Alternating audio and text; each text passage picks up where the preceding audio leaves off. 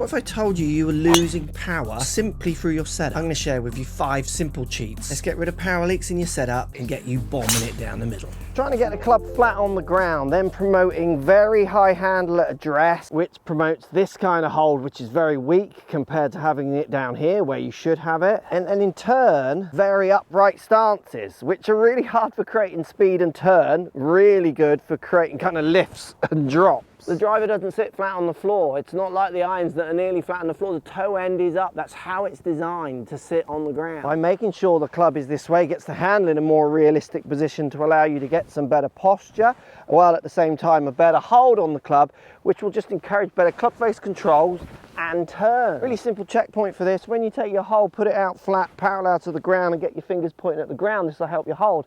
Now to get the club on the ground, just bend from the waist. This will allow you to get over the ball a bit more without having this kind of really high handle, rounded upright stance. I mean, so many golfers stand this way. To get the driver working for you, not against you, and use it how the designers have asked you to use it, rather than fighting it. This will absolutely transform what energies, powers you can put into those golf shots. Width for stance. I see loads of golfers trying to hit the ball with their driver with very narrow, almost iron-like stance width. Having a good width of stance. So I'm around shoulders width to just outside. I'm definitely outside of my hips. I'm trying to create almost a triangular shape here with my legs up to my hips, because I want to be able to move and turn and give this ball a wallop. From the narrow stances, again, you see so much of this kind of swaying and dropping action. For lots of golfers, power is going to come from jump, so your vertical force, and torque, so being able to really kind of go this way. If I put my feet together, I certainly don't feel as ready to use both of those forces as hard as I can to hit the driver far. So I'm going to give myself a good width of stance to get plenty of movement, while at the same time I still want a good amount of stability, because I don't want to be just like wide and, you know, moving this way. There's that beautiful balance in the golf swing between power and some control and stability, and from a wider stance of your driver for lots of golfers.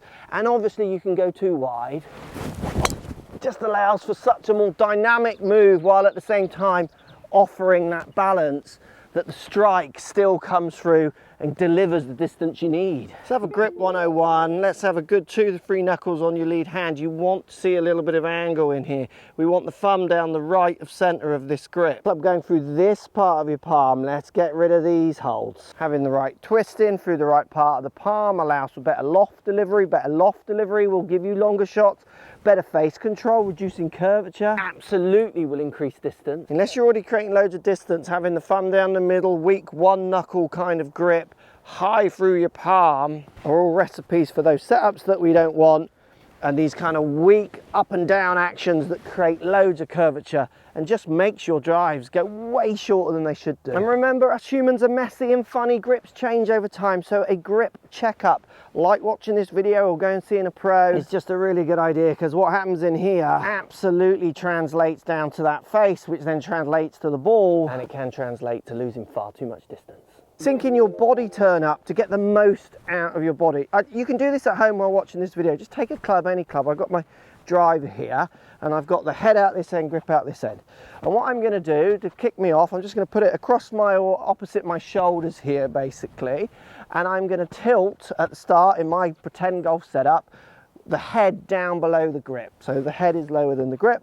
And what I'm going to do from here is I'm going to try and rotate and turn. And what tends to happen when you set people up this way is they tend to turn this way. See, I'm kind of going up and out into this corner.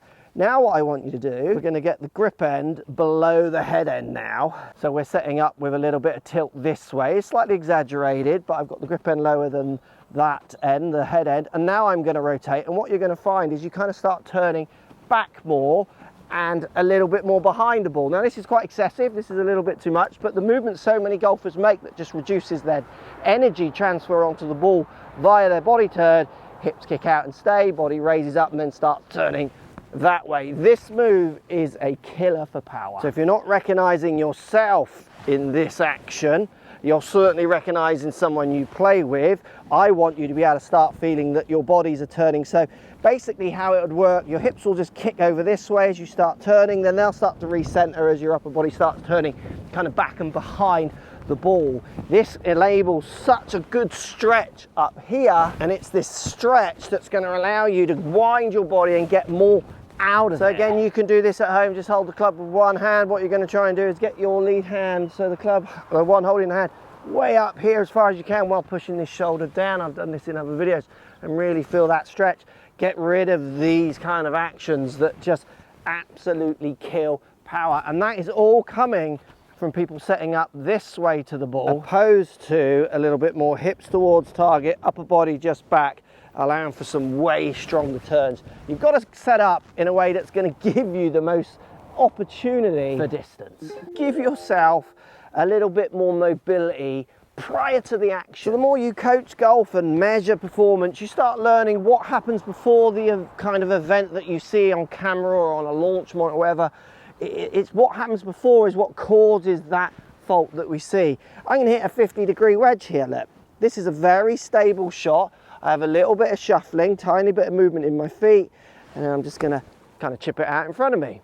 Like, I'm really relaxed. I'm quite still and deliberate with everything I'm doing, compared to when I'm going to smash it really hard. Look how much I'm moving. I'm really getting ready to give that ball an almighty wallop. So it's not just me stepping back and forth, which we've heard of before, and it's something that will really help you kind of energize. It's the waggles as well. They're moving quick. I'm trying to get ready to move fast. So to influence the action, what comes out, the intent prior to that action has to change. If I'm hitting a putt, I'm not moving around fast and stepping about. Everything starts slowing down. My movements become relaxed and slow. My steps are really small. How hard I'm holding to how relaxed my arms are. My breathing, everything to a putt is talking about trying to add precision into it. I'll just tap that in. Like, I'm not going to hit it on the move. Even when you do the 1 foot tapping, it's like you're stable.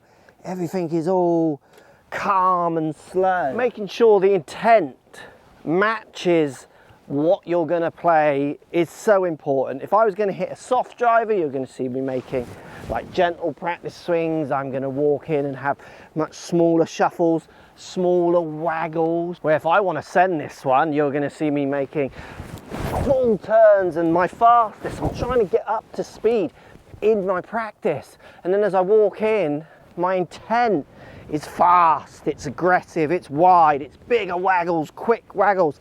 I'm ready to whack it and try and get the most out of myself. I'm almost winding myself up or down for the shot, and you need to too. Now, adding distance, there's so many elements to it, and believe it, I try and use every cheat, including these ones. And if you want to see how I increase my distance by over 20 yards, this video shows you all my little tricks.